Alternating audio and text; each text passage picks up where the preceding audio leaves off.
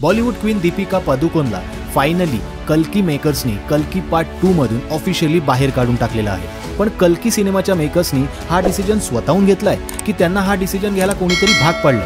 याच प्रश्नाचं उत्तर आपण या व्हिडिओमधून जाणून घेणार आहोत, तर व्हिडिओ शेवटपर्यंत नक्की बघा। कल्की या सिनेमाच्या पार्ट 2 च्या शूटिंगच्या आधी दीपिका पदुकोणने मेकर्सकडे बऱ्याचशा गोष्टींची डिमांड केली होती। दीपिका पदुकोणने तिच्या 25 जणांच्या टीम मेंबर्ससाठी 5 स्टार हॉटेल स्टे अँड फूडची डिमांड केली होती। लिमिटेड शूटिंग आवर्स म्हणजे दिवसातून फक्त 7 तासच शूट करणार अशी डिमांड तिने केली होती। मेकर्सनी त्यांना ultra luxury vanity van provide करून सुद्धा त्यांनी लॉंगर आवर शूटिंगसाठी रिफ्यूज केलं होतं। इवन दीपिकाने पार्ट 2 साठी 25% फी हाईक मागितली होती, जे की सिनेमाचा हिरो प्रभासने सुद्धा अजूनपर्यंत अशा कुठल्याही प्रकारची डिमांड त्यांच्याकडे केलेली नाहीये। कल्कीच्या संपूर्ण टीमचं आणखी एक असं मत आहे की they have already faced many restrictions and conditions from the actress during the making of part 1, but now they choose to compromise.